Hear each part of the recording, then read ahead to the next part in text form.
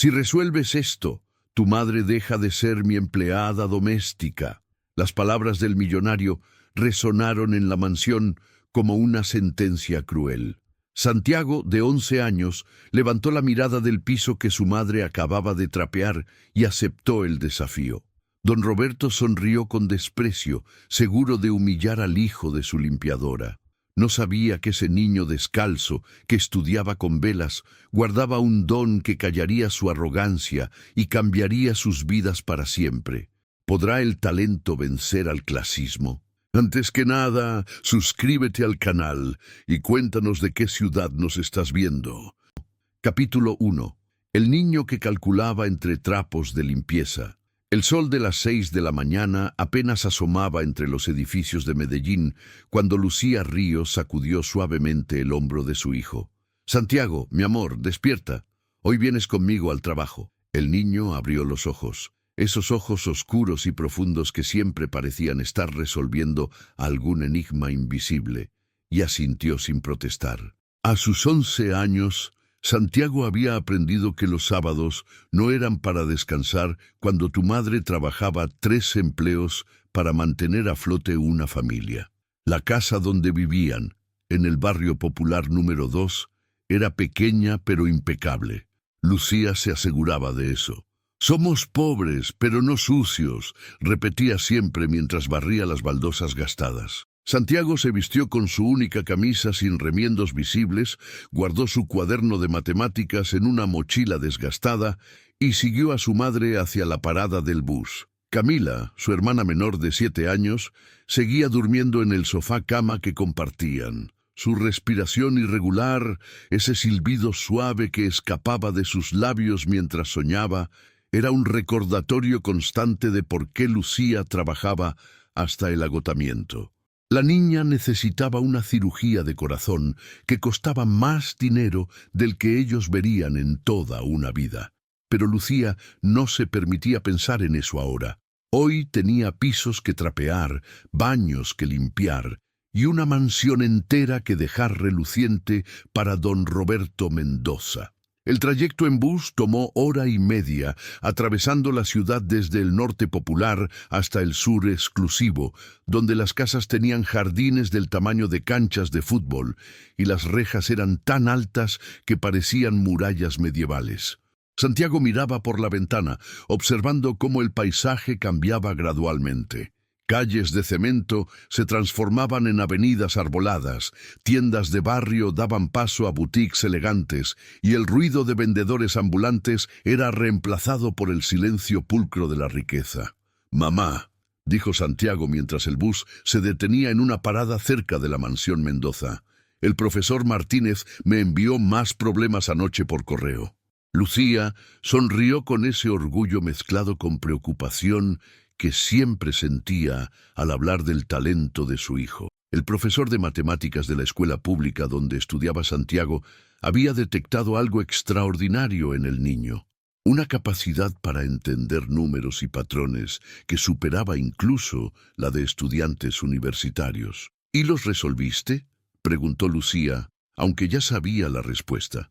Santiago asintió mientras caminaban por la acera inmaculada hacia la imponente reja de hierro forjado. «Todos, pero hay uno que me tiene pensando. Es sobre teoría de grafos y optimización de rutas. Creo que tiene que ver con logística empresarial, pero necesito investigar más». Lucía no entendía completamente de qué hablaba su hijo, pero sabía que era especial. Desde que tenía 5 años, Santiago sumaba mentalmente las cuentas del mercado antes de que ella sacara el dinero. A los 7, le explicaba a Camila conceptos de fracciones usando las porciones de arepa que comían en el desayuno. A los 9, había comenzado a resolver problemas de álgebra que encontraba en libros usados que compraba en las ferias del centro por 1000 pesos. La reja se abrió automáticamente después de que Lucía presionara el intercomunicador. «Buenos días, Lucía. Pase por la entrada de servicio, por favor», dijo una voz metálica a través del aparato. Rodearon la mansión hasta llegar a una puerta lateral, mucho menos imponente que la entrada principal, con sus columnas de mármol y su fuente con querubines. Doña Carmen, Otra empleada doméstica que llevaba 15 años trabajando para la familia Mendoza lo recibió con una sonrisa cálida. «Mi hijo hermoso», exclamó al ver a Santiago, pellizcándole la mejilla con cariño. «¿Viniste a ayudar a tu mamá o a hacer esas matemáticas tuyas que nadie entiende?» Santiago le devolvió la sonrisa. Doña Carmen era como una abuela para él, siempre guardándole algo de la comida que sobraba en la mansión para que se lo llevara a casa. «Vine a estudiar mientras mamá trabaja, doña Carmen. Tengo examen el lunes». La mujer mayor asintió comprensivamente y les indicó que podían usar la cocina de servicio. Don Roberto está en su oficina con esos ingenieros suyos. Llevan toda la semana tratando de resolver no sé qué problema de la empresa. Están de mal humor, así que mejor no hacer ruido. Lucía se puso su uniforme de trabajo, un conjunto gris que la hacía invisible en aquella casa llena de lujos.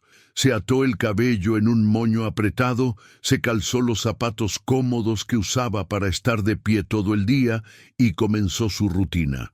Primero la sala principal, luego el comedor, después los baños de visitas, las habitaciones, la biblioteca, la sala de estar, el gimnasio privado y finalmente las oficinas. 8 horas de trabajo por 200,000 pesos. Menos del salario mínimo, pero ella no estaba en posición de negociar. Santiago se instaló en un rincón de la cocina de servicio con su cuaderno gastado y un lápiz que había usado hasta que era apenas un trozo de madera con grafito. Sacó su teléfono celular, un aparato viejo que apenas funcionaba pero que tenía conexión a Internet cuando encontraba Wi-Fi gratis. Se conectó a la red de la mansión, cuya contraseña doña Carmen le había dado hacía meses, y comenzó a investigar sobre el problema que lo había mantenido despierto la noche anterior. Las horas pasaron. Lucía subía y bajaba escaleras, cargaba cubetas de agua, fregaba pisos de mármol, sacudía muebles que costaban más que su casa entera. Sus manos, agrietadas por los químicos de limpieza, se movían con eficiencia mecánica. No había tiempo para descansar. Cada minuto perdido era un peso menos para la cirugía de Camila. Santiago, ajeno al trabajo de su madre, estaba sumergido en un mundo de números y ecuaciones. Su cuaderno se llenaba rápidamente con diagramas, fórmulas y cálculos que habría impresionado a cualquier profesor universitario. Pero para él era simplemente hermoso. Las matemáticas eran el único lugar donde todo tenía sentido, donde las reglas eran claras y los problemas, aunque difíciles, siempre tenían solución si pensabas lo suficiente. Fue entonces cuando escuchó voces elevadas que venían del pasillo que conectaba la cocina de servicio con la oficina principal. «Es imposible, llevamos 3 meses en esto y no avanzamos», gritaba alguien con frustración. Santiago levantó la mirada de su cuaderno, curioso. Doña Carmen entró a la cocina sacudiendo la cabeza. «Esos ingenieros van a volverse locos. Don Roberto los tiene trabajando en algo de optimizar rutas de distribución para la empresa, pero no encuentran la solución y él cada día más insoportable». Las orejas de Santiago se levantaron como antenas. Optimización de rutas de distribución. Eso era exactamente el tipo de problema en el que había estado trabajando. El teorema de grafos que había estudiado anoche se aplicaba precisamente a ese tipo de situaciones. Su corazón comenzó a latir más rápido, no de nervios sino de emoción. Conocía la respuesta, o al menos tenía una idea de cómo abordar el problema.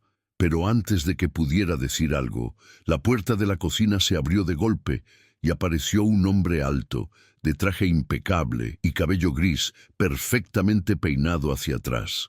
Don Roberto Mendoza en persona. Sus ojos recorrieron la cocina con la indiferencia de quien mira objetos, no personas, hasta que se posaron en Santiago. «¿Y este niño qué hace aquí?», preguntó con tono de fastidio. Doña Carmen se apresuró a responder. «Es el hijo de Lucía, señor. La empleada que limpia los sábados. Ella no tenía con quién dejarlo y...» Don Roberto levantó la mano interrumpiéndola. No me importan las excusas, solo asegúrense de que no toque nada. Esta casa tiene cosas que valen más que todo lo que esa familia verá en su vida. Santiago apretó los puños bajo la mesa, pero no dijo nada. Había aprendido desde pequeño que responder a la gente como don Roberto solo traía problemas, pero el millonario no se fue. Se quedó mirándolo con una mezcla de curiosidad y desdén, notando el cuaderno lleno de números y símbolos extraños. ¿Qué es eso?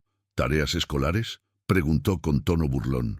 Santiago asintió en silencio. Don Roberto se acercó, tomó el cuaderno sin pedir permiso y comenzó a hojearlo. Su expresión cambió de burla a confusión. ¿Qué diablos? ¿Esto es teoría de grafos? ¿De dónde sacaste esto? Lo estoy estudiando por mi cuenta, señor, respondió Santiago con voz firme, pero respetuosa. Mi profesor me envía materiales avanzados porque ya terminé el programa del colegio. Don Roberto soltó una carcajada que no tenía nada de alegría. Era una risa fría, calculada para humillar. ¿Me estás diciendo que tú, un niño de barrio que viene con su mamá empleada doméstica, estudias matemáticas universitarias? Se volteó hacia doña Carmen. ¿Esto es una broma? Pero entonces sus ojos volvieron al cuaderno y algo captó su atención.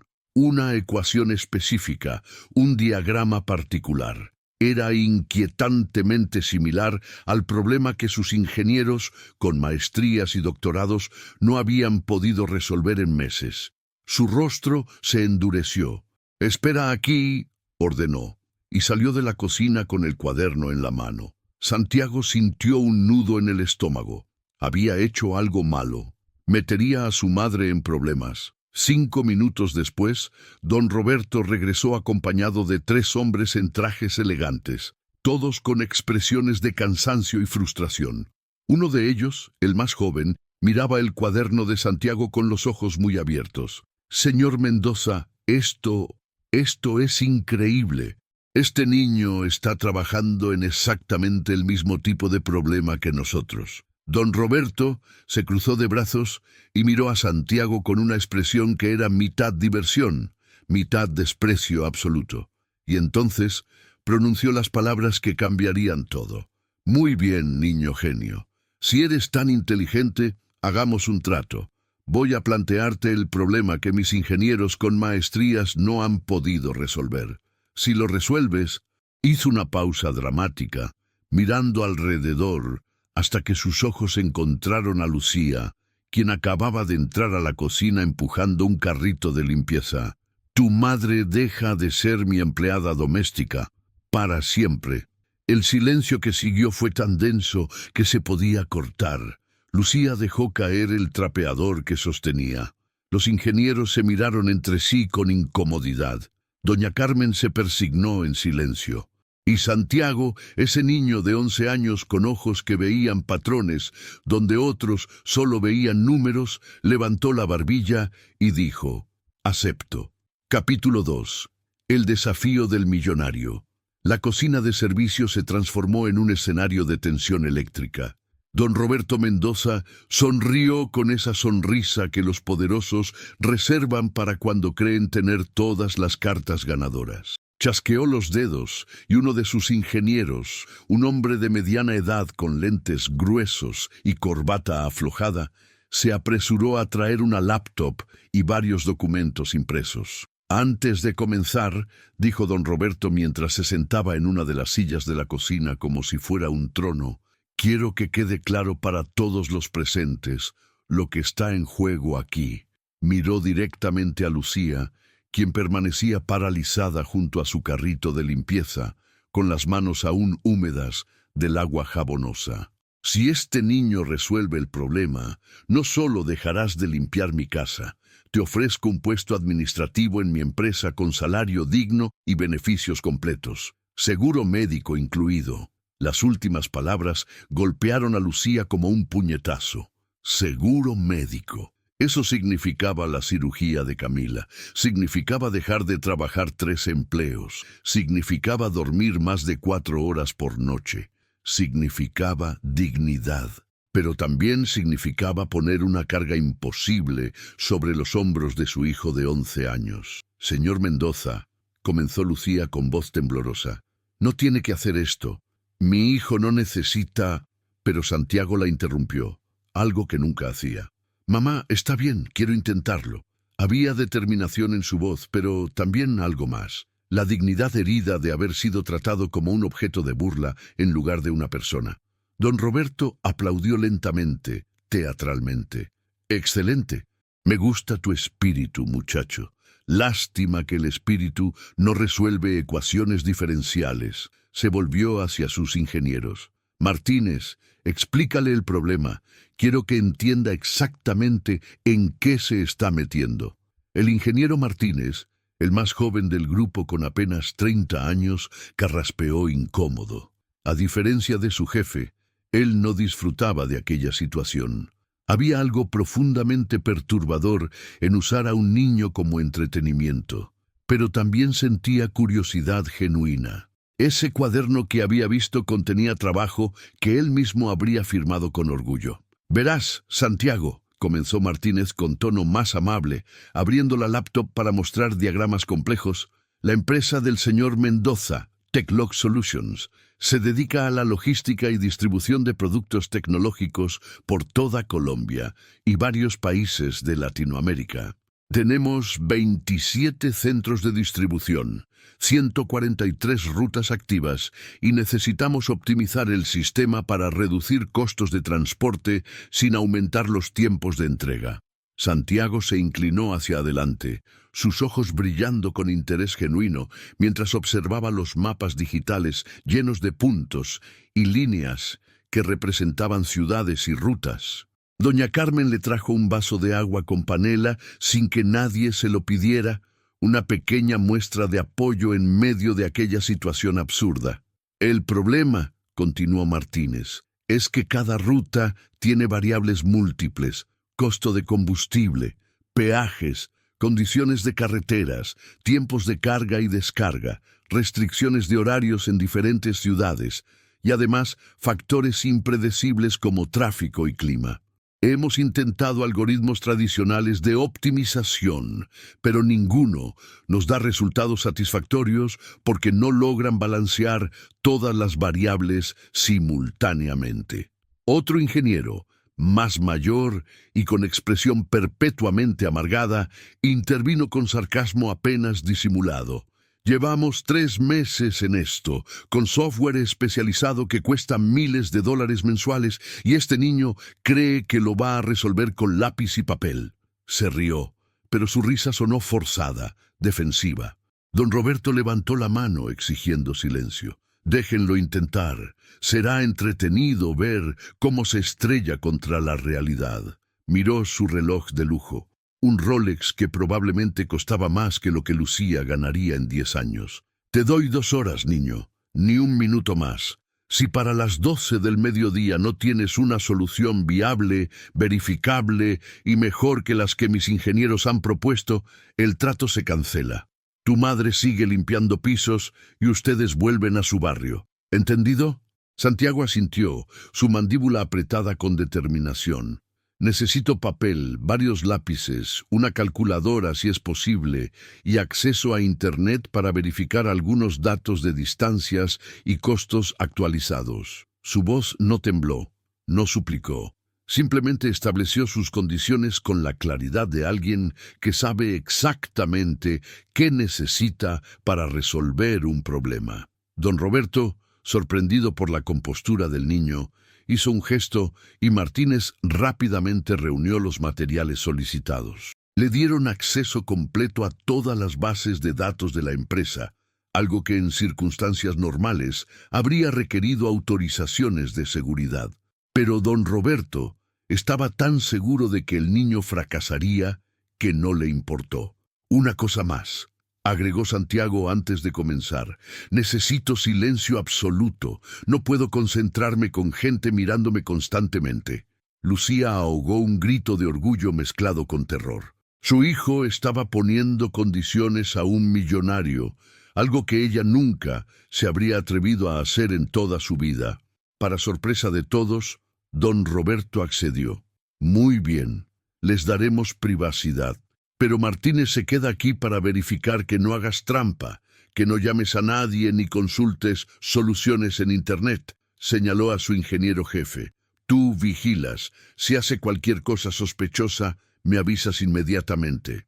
Los demás salieron de la cocina. Don Roberto se dirigió a su oficina. Lucía fue forzada a continuar con sus labores de limpieza en otras áreas de la mansión, aunque sus manos temblaban tanto que apenas podía sostener los utensilios. Y doña Carmen se quedó cerca, preparando el almuerzo, pero principalmente rezando en silencio por aquel niño que cargaba el peso del mundo sobre sus pequeños hombros. Santiago extendió los papeles sobre la mesa.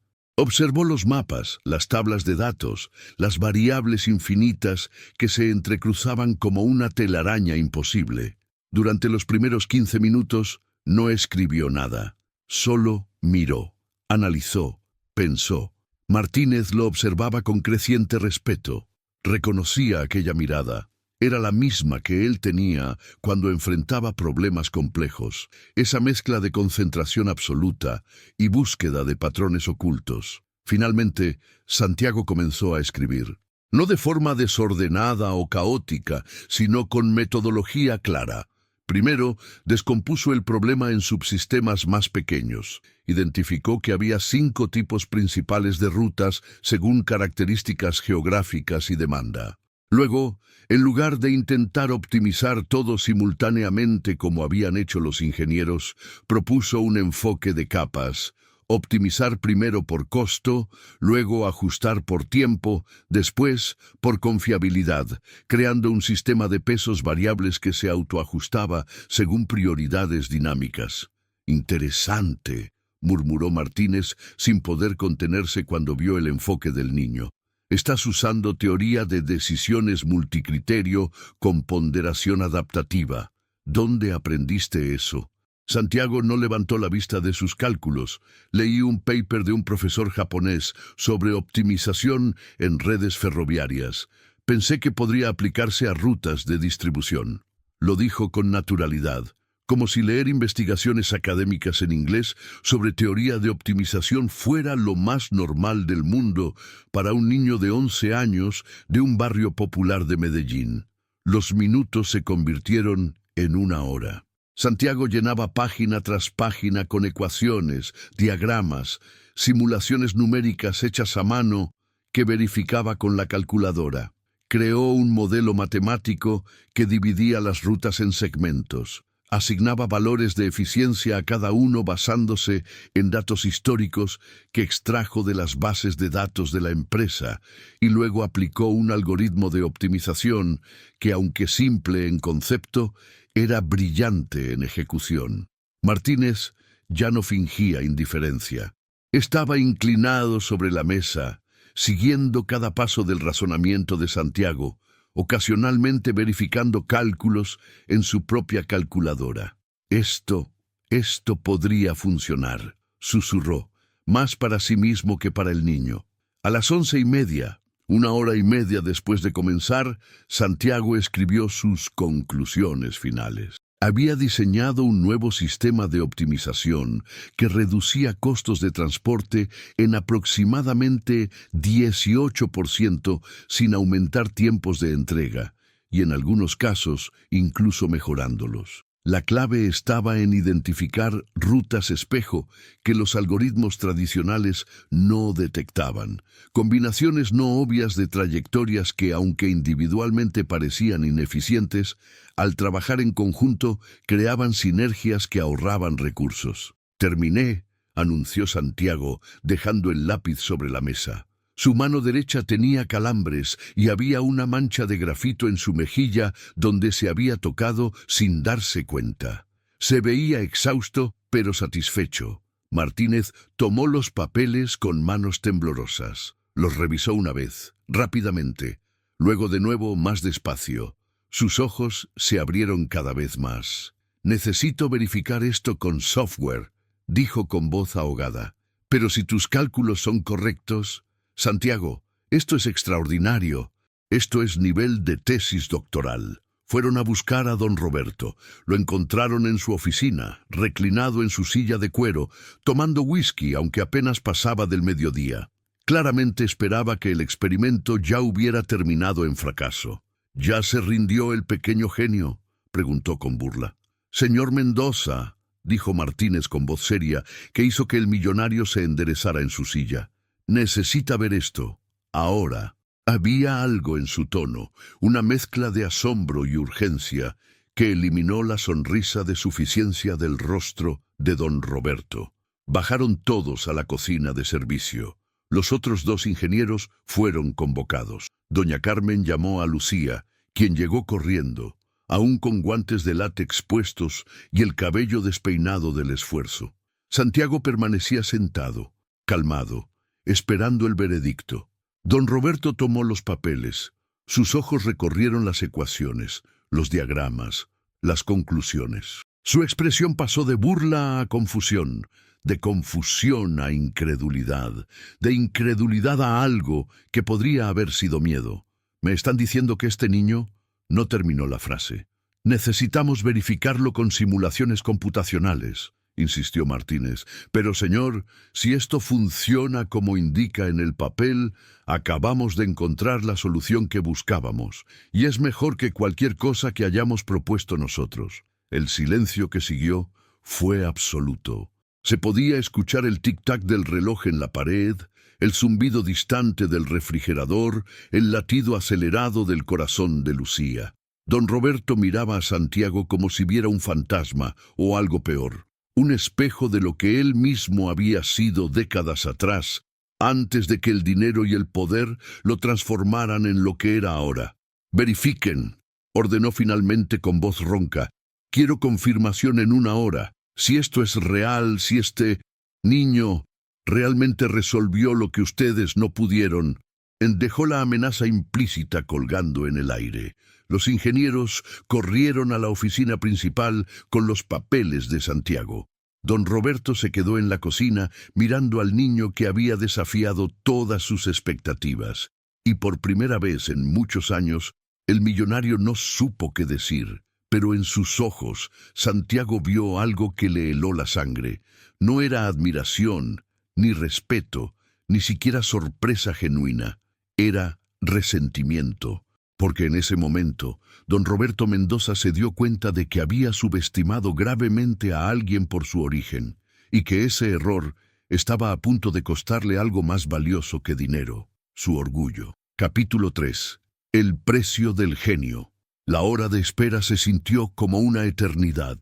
Santiago permanecía sentado en la cocina de servicio, bebiendo agua con panela que doña Carmen insistía en prepararle cada 10 minutos. «Tienes que recuperar energías, mijo», le decía la mujer con ternura maternal, tocándole la frente como si temiera que tanta concentración mental le hubiera provocado fiebre.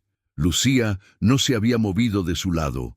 Había abandonado completamente sus labores de limpieza, algo impensable en circunstancias normales. Se había quitado los guantes y sostenía la mano de su hijo, apretándola ocasionalmente como para confirmar que todo aquello era real y no un sueño febril. Sus labios se movían en oraciones silenciosas, rogándole a todos los santos que conocía que el trabajo de Santiago fuera correcto. Don Roberto había regresado a su oficina, pero no antes de lanzarle a Santiago una mirada que el niño no supo interpretar. Había algo oscuro en esos ojos, algo que iba más allá del simple orgullo herido. Era como si el millonario estuviera recalculando mentalmente quién era ese niño descalzo que se atrevía a desafiar el orden natural de las cosas. En el segundo piso de la mansión, en la oficina equipada con tecnología de última generación, los 3 ingenieros trabajaban frenéticamente. Habían ingresado las ecuaciones de Santiago en sus programas de simulación, alimentando el modelo con datos reales de las operaciones de TechLog Solutions. El ingeniero Martínez tecleaba con dedos veloces, verificando cada variable, cada parámetro, cada supuesto que el niño había hecho. «No puede ser», murmuraba una y otra vez el ingeniero de mayor edad, el mismo que había burlado de Santiago anteriormente. Un niño no puede...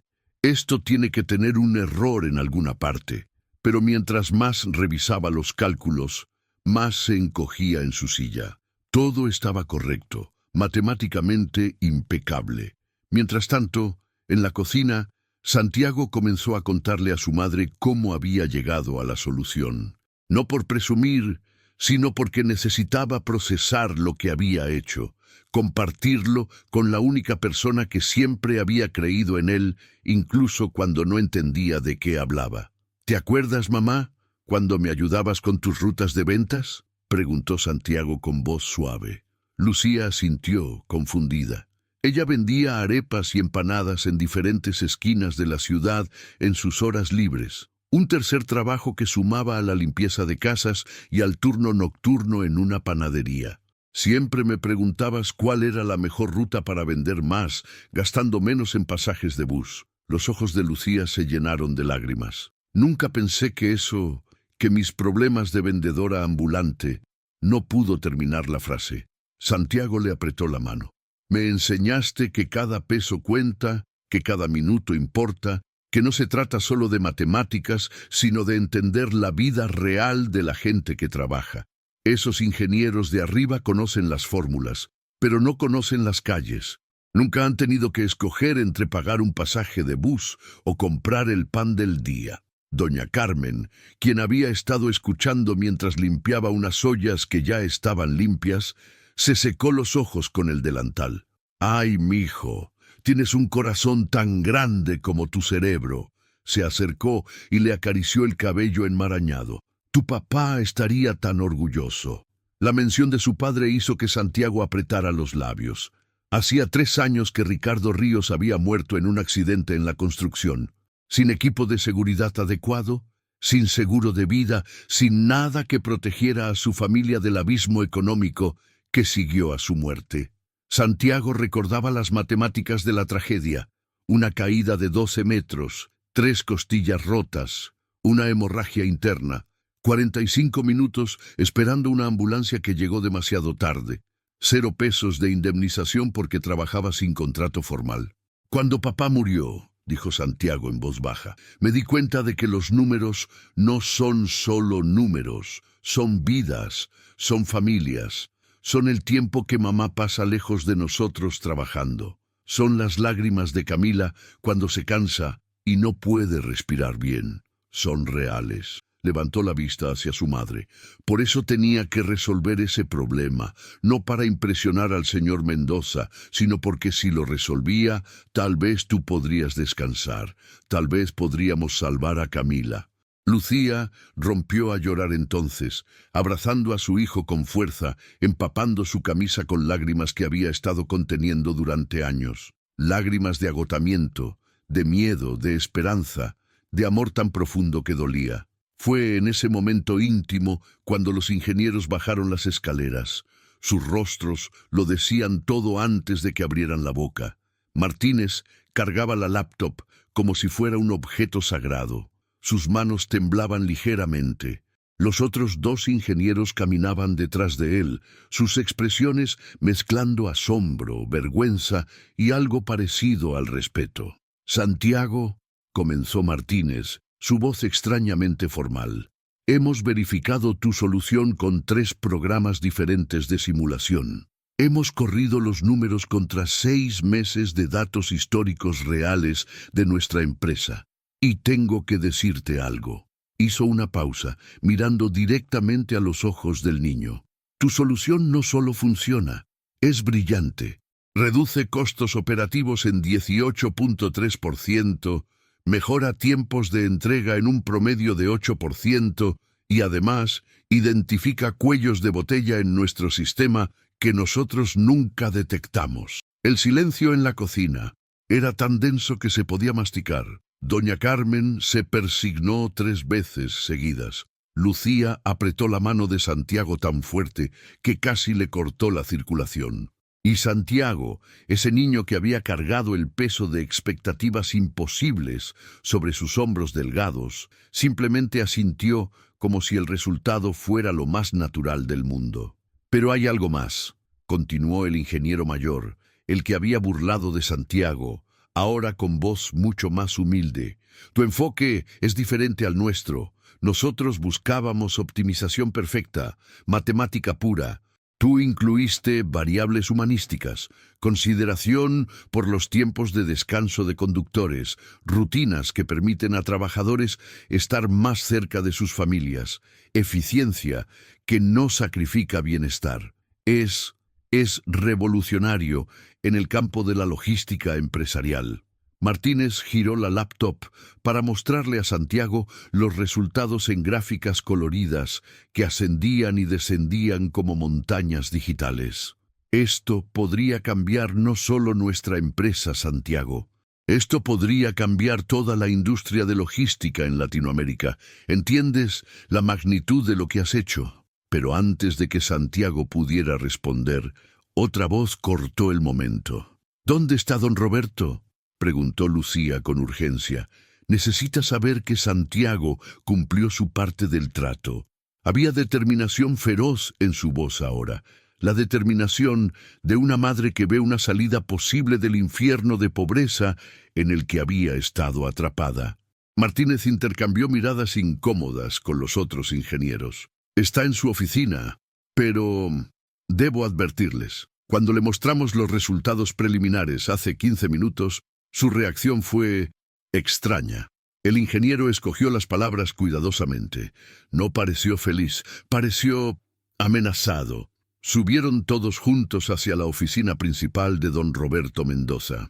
Era un espacio diseñado para intimidar. Techos altos, ventanales enormes con vista a la ciudad, muebles de diseñador, paredes decoradas con premios empresariales y fotografías de don Roberto estrechando manos con políticos y celebridades. Todo gritaba poder, éxito, superioridad. El millonario estaba de pie frente al ventanal, de espaldas a la puerta, con las manos entrelazadas detrás de su espalda.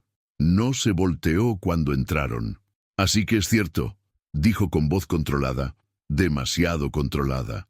El hijo de mi empleada doméstica resolvió en 2 horas lo que mis ingenieros con maestrías y doctorados no pudieron resolver en 3 meses. Señor Mendoza, comenzó Lucía, pero él levantó una mano exigiendo silencio. Finalmente se volteó y Santiago vio en su rostro algo que le resultó inesperado. No estaba furioso ni humillado, estaba calculando.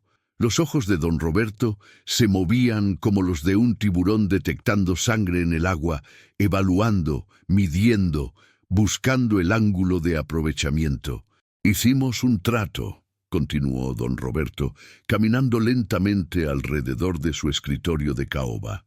Si resolvías el problema, tu madre dejaría de ser empleada doméstica y obtendría un puesto administrativo con beneficios. Hizo una pausa, dejando que la tensión creciera.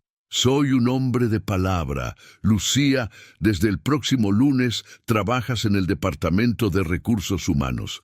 Salario de 2 millones de pesos mensuales, seguro médico familiar completo, vacaciones pagadas. El trato se cumple. Lucía ahogó un grito de alegría. Pero Santiago no apartó la mirada de don Roberto. Había algo más, lo sentía. El millonario no era el tipo de hombre que aceptaba la derrota con tanta elegancia. Sin embargo, y ahí estaba, la palabra que Santiago había estado esperando. Hay algo que debemos discutir, joven Santiago. Don Roberto se sentó en su escritorio y entrelazó los dedos como un empresario a punto de cerrar un negocio. Tu solución vale dinero. Mucho dinero. Si implementamos tu sistema, Techlog Solutions ahorrará aproximadamente 800 millones de pesos anuales. En 5 años, casi 4.000 millones. Los números flotaron en el aire como cifras imposibles, abstracciones que no significaban nada real para Santiago. Nunca había visto ni siquiera 1 millón de pesos junto. Tu trabajo intelectual tiene valor comercial, continuó don Roberto. Y en el mundo de los negocios, el valor comercial se compensa. Así que te ofrezco esto, 25 millones de pesos por los derechos completos de tu solución. La cifra se depositaría en un fondo fiduciario a tu nombre, disponible cuando cumplas 18 años. Es más dinero del que tu familia verá en toda una vida sumando todos sus salarios. Martínez dio un paso adelante indignado. Señor Mendoza, esa cifra es ridícula para el valor real de la solución. Estamos hablando de propiedad intelectual que vale cientos de millones. Pero don Roberto lo silenció con una mirada gélida. El niño es menor de edad. Cualquier contrato requiere consentimiento parental. Y su madre. Don Roberto sonrió mientras miraba a Lucía. Es ahora mi empleada, sujeta a las políticas de la empresa, incluidas cláusulas de no competencia y confidencialidad. ¿Entiendes lo que esto significa, Lucía? El corazón de Lucía se hundió. Entendía perfectamente. Si rechazaba la oferta de don Roberto, perdería el trabajo que acababa de conseguir. Volverían a la pobreza. Camila seguiría sin cirugía. Todo habría sido inútil. Don Roberto los tenía atrapados y lo sabía. Su sonrisa se ensanchó. «Tienen hasta mañana para decidir», dijo el millonario con tono casual, como si estuviera hablando del clima. «Aceptan mis términos o el trato se cancela.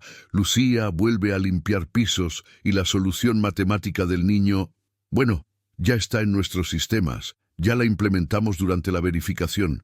Sería una lástima que nadie más pudiera beneficiarse de su genialidad por disputas legales que una familia pobre jamás podría costear. Era un robo a plena luz del día, disfrazado de generosidad empresarial. Y lo peor era que don Roberto tenía razón. Ellos no tenían recursos para pelear legalmente contra un millonario con ejércitos de abogados.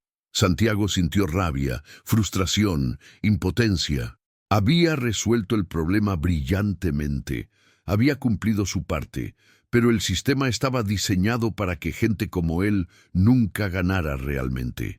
«Hay una tercera opción», dijo una voz desde la puerta. Todos se voltearon sorprendidos.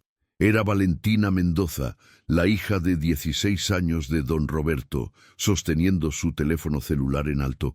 «He estado grabando toda esta conversación, papá, cada palabra, y ya la subí a mis redes sociales. 200.000 seguidores, viendo cómo un millonario intenta robarle a un niño genio de 11 años. El rostro de don Roberto se puso rojo de furia. «Valentina, borra eso inmediatamente». Pero la adolescente sacudió la cabeza, lágrimas corriendo por sus mejillas. «No, papá. Ya no voy a ser cómplice de lo que has hecho, de lo que somos. Este niño es mejor persona y mejor matemático que cualquiera en esta casa, y tú solo piensas en cómo explotarlo». El teléfono de Valentina comenzó a sonar con notificaciones, miles de comentarios, cientos de compartidos. La historia se estaba viralizando en tiempo real, y en ese momento todo cambió. Capítulo 4. Cuando el mundo observa. El teléfono de Valentina no dejaba de vibrar. Notificaciones llegaban en avalancha, comentarios indignados, compartidos masivos, etiquetas de medios de comunicación. En menos de 10 minutos, el video ya había alcanzado 50.000 reproducciones. La furia de las redes sociales es implacable cuando detecta injusticia, especialmente cuando involucra a un niño genio siendo explotado por un millonario sin escrúpulos. «Dame ese teléfono ahora», rugió don Roberto, avanzando hacia su hija con el rostro desfigurado por la rabia. Pero Valentina retrocedió, sosteniéndolo fuera de su alcance. «Ya es tarde, papá. Ya está en todas partes. Twitter, Instagram, TikTok. La gente está furiosa. Mira los comentarios». Le mostró la pantalla donde decenas de mensajes aparecían cada segundo. «Esto es lo que está mal con Colombia. Justicia para Santiago. Millonarios robando a niños pobres. ¡Qué sorpresa! Boicot Techlog. Este niño merece todas las oportunidades del mundo. Que alguien contacte universidades. Este genio necesita apoyo real». Martínez, el ingeniero jefe, observaba la escena con una mezcla de horror y satisfacción. Parte de él sabía que aquello terminaría mal para todos, incluyendo su propio empleo. Pero otra parte, la que todavía recordaba por qué se había enamorado de las matemáticas cuando era joven, sentía que finalmente se estaba haciendo justicia. «Señor Mendoza», dijo Martínez con voz firme, «esto ya no es solo un problema de negocios, es una crisis de relaciones públicas que podría destruir la reputación de la empresa en horas. Le sugiero que reconsidere su posición antes de que sea demasiado tarde». Pero don Roberto no escuchaba. Estaba marcando números frenéticamente en su propio teléfono. «¿Legal? Necesito a todo el equipo aquí inmediatamente. Tenemos una situación...» No me importa que sea sábado. Ahora. Luego llamó a su departamento de comunicaciones, su voz alternando entre gritos y órdenes cortantes. Santiago observaba todo aquello con extraña calma. Por primera vez desde que había aceptado el desafío, se sentía verdaderamente poderoso. No porque tuviera dinero o influencia, sino porque había hecho algo verdaderamente valioso. Y ahora el mundo entero lo sabía. Miró a su madre, quien temblaba junto a él, dividida entre el terror de perder el trabajo prometido y el orgullo de ver a su hijo defendido por miles de extraños. «Mamá», susurró Santiago, «no importa lo que pase. Ya demostramos que somos valiosos. Nadie puede quitarnos eso». Lucía lo abrazó con fuerza, incapaz de hablar, llorando sobre su cabello despeinado. Doña Carmen, quien había seguido a todos hasta la oficina sin que nadie le prestara atención, se acercó a Valentina. «Mija, fuiste muy valiente», le dijo tocándole el brazo con afecto maternal. La adolescente, quien hasta ese momento había mantenido una fachada de fortaleza, se derrumbó en brazos de la empleada doméstica, sollozando. «No podía seguir viendo cómo mi padre se convertía en un monstruo, doña Carmen. ¿Cuándo dejó de importarle la gente?» Los siguientes 30 minutos fueron caóticos. Llegaron abogados con maletines de cuero, todos en trajes oscuros y expresiones graves. El equipo de comunicaciones de Techlog Solutions apareció con laptops y tablets, mostrando análisis en tiempo real del desastre de relaciones públicas que se desarrollaba. Las acciones de la empresa, que cotizaba en la bolsa colombiana, habían comenzado a caer. Los inversionistas estaban nerviosos. «Tenemos que controlar la narrativa», insistía una mujer joven del equipo de comunicaciones, tecleando frenéticamente. «Necesitamos emitir un comunicado, algo que muestre que la empresa valora el talento, que fue todo un malentendido, que don Roberto siempre tuvo intención de compensar justamente al niño». «Sería mentira», interrumpió Santiago con voz clara, que cortó todas las conversaciones. Todas las miradas se volvieron hacia él. Todos escucharon lo que dijo. 25 millones por algo que vale cientos de millones. No fue malentendido, fue intento de robo. La crudeza de sus palabras, viniendo de un niño de 11 años, golpeó como bofetada. Uno de los abogados carraspeó incómodo. «Técnicamente, el menor no puede reclamar propiedad intelectual sin representación legal y consentimiento parental. Y dado que la madre es ahora empleada de la empresa», dejó la frase incompleta, pero la implicación era clara. Legalmente, don Roberto probablemente ganaría cualquier disputa. «Eso no importa ya», dijo Martínez, señalando las pantallas donde los números de visualizaciones seguían subiendo exponencialmente. 150.000, 200.000. Los principales medios de Colombia estaban recogiendo la historia. Canales de televisión llamaban pidiendo entrevistas. Hashtags relacionados con Santiago Trending en Twitter Colombia. Esto dejó de ser asunto legal y se convirtió en asunto moral, y la Corte de Opinión Pública ya emitió su veredicto. El teléfono de la oficina comenzó a sonar insistentemente. La secretaria de don Roberto, quien había venido a trabajar incluso en sábado, entró con expresión de pánico. «Señor Mendoza, tiene llamadas de Caracol Noticias, RCN, El Tiempo, Semana y... El alcalde de Medellín quiere hablar con usted urgentemente». Su voz temblaba. Claramente entendía la gravedad de la situación. Don Roberto se dejó caer en su silla ejecutiva, de repente pareciendo mucho más viejo de sus 52 años. Su imperio, construido durante décadas de trabajo implacable y decisiones calculadas, se tambaleaba por un video de 10 minutos grabado por su propia hija. La ironía no se le escapaba. Fue entonces cuando Lucía hizo algo que nadie esperaba, menos ella misma. Se quitó el uniforme gris de empleada doméstica, dejándolo caer al suelo con gesto casi ceremonial.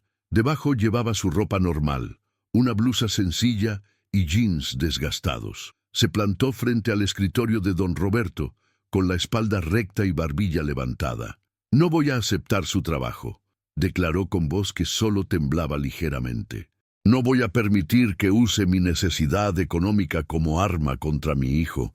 Somos pobres, señor Mendoza, pero tenemos dignidad. Y esa dignidad vale más que cualquier salario que usted pueda ofrecerme». Santiago sintió orgullo explotar en su pecho.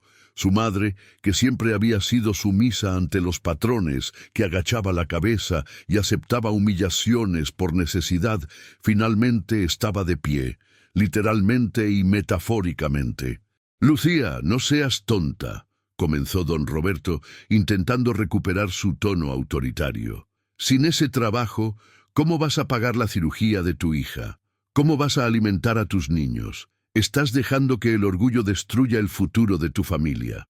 Pero antes de que Lucía pudiera responder, el teléfono de Valentina sonó con una llamada. Miró la pantalla y sus ojos se abrieron enormemente. Es la Universidad Nacional de Colombia.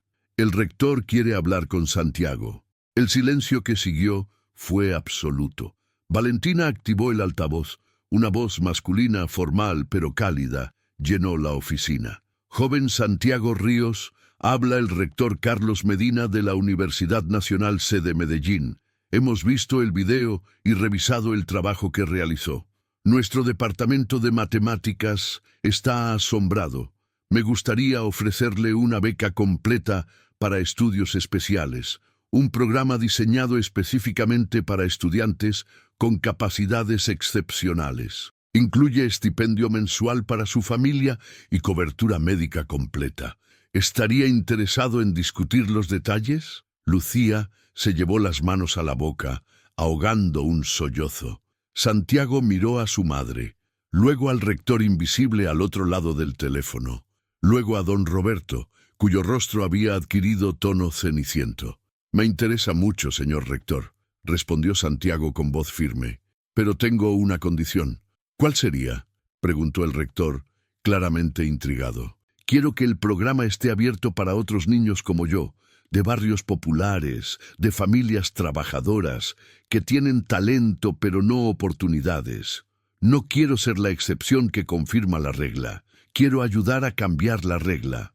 Las palabras salieron de Santiago con convicción que superaba sus 11 años. Hubo una pausa al otro lado de la línea, luego una risa cálida. «Joven Santiago, no solo eres brillante en matemáticas, también tienes corazón de líder.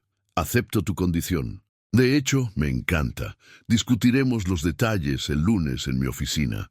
¿Te parece bien?» «Me parece perfecto», respondió Santiago, sonriendo por primera vez en horas. Cuando la llamada terminó, el ambiente en la oficina había cambiado completamente. Los abogados guardaban sus documentos, conscientes de que ya no había batalla legal que pelear. El equipo de comunicaciones redactaba un comunicado muy diferente al que habían planeado inicialmente. Y don Roberto permanecía inmóvil en su silla, mirando al niño que había subestimado tan gravemente. «Fue mi culpa», dijo finalmente don Roberto con voz ronca. «Vi tu pobreza y asumí que eso definía tu valor. Vi a tu madre limpiando y decidí que eso era todo lo que ella podría ser. Cometí el mismo error que cometieron conmigo hace 30 años». Todos se voltearon hacia él sorprendidos. Don Roberto se puso de pie, caminó hacia el ventanal y miró hacia la ciudad que se extendía bajo su mansión. «Yo también fui pobre», confesó con voz distante. «Crecí en la Comuna 13, mucho antes de que la arreglaran. Mi madre lavaba ropa ajena. Mi padre estaba preso. Llegué a donde estoy, porque un profesor creyó en mí, me consiguió una beca, pero en el camino olvidé de dónde venía. Me convertí en el tipo de persona que habría despreciado al Roberto joven y pobre que fui. Se volteó hacia Santiago y Lucía. Sus ojos estaban rojos, aunque ninguna lágrima cayó. No puedo deshacer lo que dije. No puedo recuperar tu respeto, y probablemente no lo merezco, pero puedo hacer algo correcto. Miró a Martínez. Contacta a nuestros abogados corporativos. Quiero establecer un fondo de desarrollo para jóvenes talentos de comunidades vulnerables. 50 millones de pesos anuales, becas, materiales educativos, tutorías. Y quiero que Santiago Ríos sea el primer beneficiario, con compensación justa por su trabajo. 100 millones de pesos por los derechos de su solución de optimización. Los números flotaron en el aire como pájaros imposibles. 100 millones, más de lo que Lucía ganaría en toda su vida trabajando. La cirugía de Camila, una casa decente, educación para ambos niños, un futuro que habían dejado de permitirse soñar. Pero Santiago no respondió inmediatamente. Miró a su madre, buscando su guía. Lucía, con lágrimas corriendo por sus mejillas, asintió lentamente. Solo entonces Santiago extendió su mano hacia don Roberto. «Acepto», dijo simplemente. «Pero con una condición más. Mi madre administra el fondo para jóvenes talentos. Ella sabe lo que es luchar. Ella sabrá identificar quién realmente necesita ayuda». Don Roberto miró la mano extendida durante largo momento. Luego la estrechó. No con la condescendencia de un millonario haciendo caridad, sino con el respeto genuino de un igual reconociendo a otro. «Trato hecho», dijo con voz quebrada. Valentina, todavía sosteniendo su teléfono, sonrió a través de sus lágrimas. «Esto», anunció, «también lo voy a grabar, para que vean cómo se ve la redención real». Y mientras el sol de mediodía iluminaba la oficina, Santiago Ríos, un niño de 11 años de un barrio popular de Medellín, acababa de cambiar no solo su futuro, sino potencialmente el de miles de niños como él, porque a veces un solo acto de valentía puede reescribir las reglas del juego. Pero la historia de Santiago apenas comenzaba, y los desafíos que enfrentaría en los próximos días le enseñarían que el talento abre puertas, pero el carácter decide qué haces una vez que entras. Capítulo 5. El peso de la fama. El domingo amaneció diferente para la familia Ríos. Por primera vez en años, no tuvieron que despertarse antes del alba.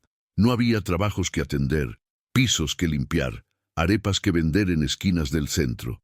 Pero tampoco hubo descanso verdadero. El teléfono celular viejo de Lucía no dejó de sonar desde las 6 de la mañana. Periodistas, productores de televisión, bloggers, influencers, todos querían la historia de Santiago, el niño genio que había humillado a un millonario, el matemático prodigio de la Villa 31, la cenicienta masculina de Medellín. Cada medio tenía su propio ángulo sensacionalista y todos querían acceso exclusivo. «Mamá, hay como 20 personas afuera de la casa», anunció Camila desde la ventana, su vocecita llena de asombro mezclado con miedo. La pequeña de 7 años había escuchado versiones fragmentadas de lo sucedido el día anterior, sin comprender completamente la magnitud de lo que su hermano había logrado. Solo sabía que de repente, extraños con cámaras querían hablar con Santiago. Lucía se asomó por la cortina raída y efectivamente una pequeña multitud se había congregado frente a su modesta vivienda. Reporteros con micrófonos, camarógrafos con equipos profesionales, vecinos curiosos, incluso algunos que sostenían carteles con mensajes de apoyo. «Santiago, eres inspiración. Los genios no tienen código postal. Orgullo de Medellín. Esto es una locura», murmuró Lucía, dejándose caer en el sofá desgastado que servía como cama para sus hijos. Su cabeza daba vueltas. Menos de 24 horas antes era una empleada doméstica invisible. Ahora su casa estaba asediada por medios de comunicación nacionales. ¿Cómo había cambiado todo tan rápido? Santiago, sentado en el piso con su cuaderno de matemáticas, parecía el único tranquilo. Mamá, el rector de la universidad dijo que nos reuniríamos mañana lunes. Deberíamos prepararnos para eso en lugar de hablar con reporteros. Su pragmatismo era reconfortante, pero Lucía sabía que su hijo estaba procesando todo a su manera, refugiándose en los números, donde todo tenía lógica y orden. Un golpe fuerte en la puerta sobresaltó a todos. «Familia Ríos, soy del noticiero de Caracol. Solo queremos 5 minutos». Más golpes, otra voz. «Aquí RCN. Pagaremos por la entrevista exclusiva». Y otra. «El Tiempo quiere hacer un perfil completo». Lucía sintió pánico creciendo en su pecho. Esto no era lo que había imaginado cuando soñaba con un futuro mejor. Se sentía expuesta, vulnerable, como si su pobreza estuviera siendo exhibida para entretenimiento nacional. «No sé qué hacer», admitió con voz quebrada, mirando a Santiago con ojos suplicantes. «Mijo, esto me supera».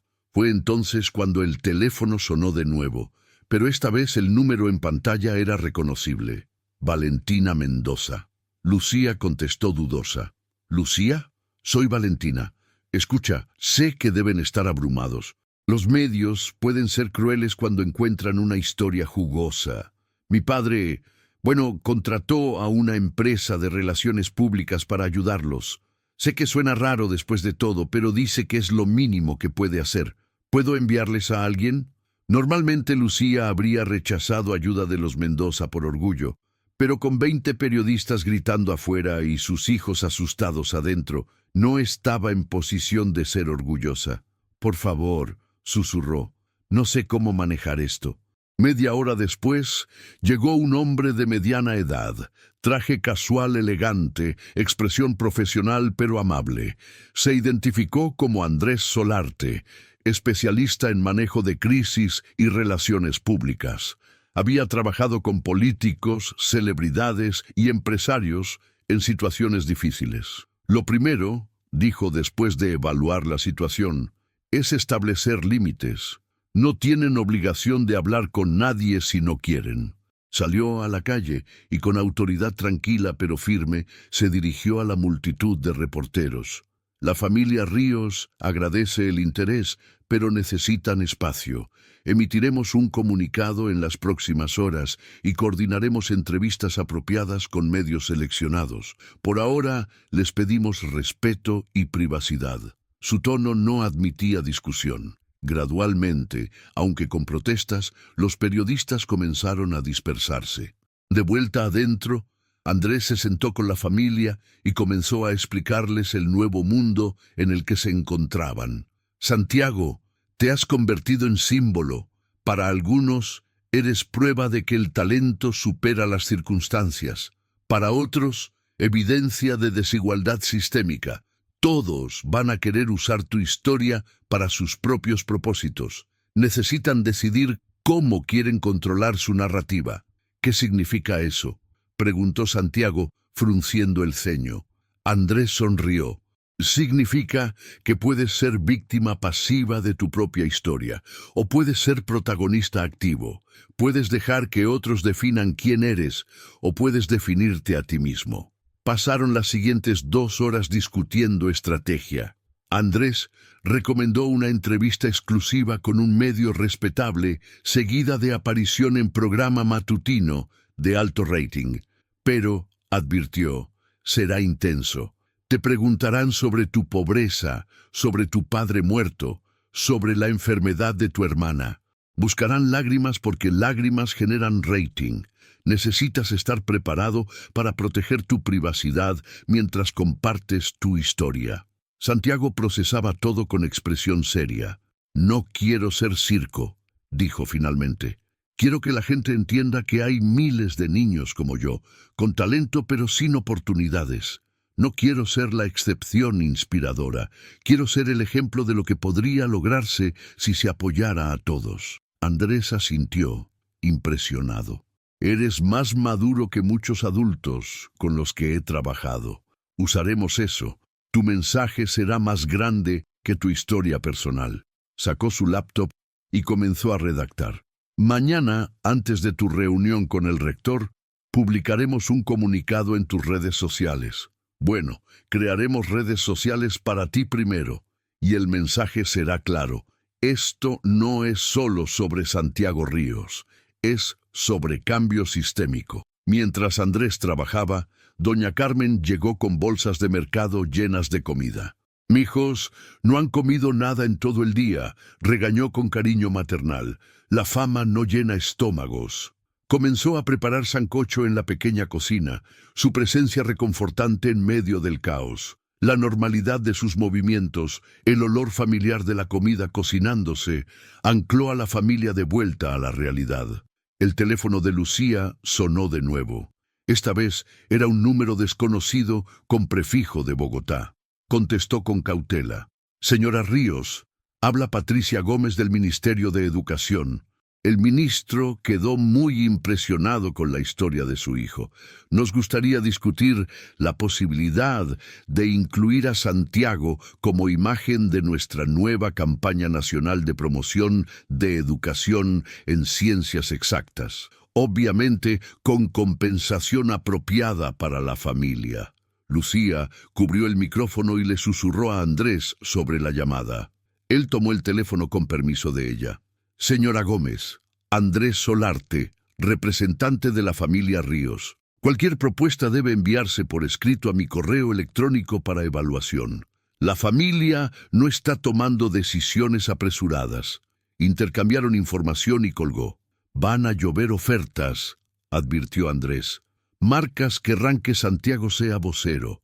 Programas de televisión querrán contratarlo como consultor. Escuelas privadas ofrecerán becas con intención de usarlo como publicidad. Necesitan filtrar todo cuidadosamente».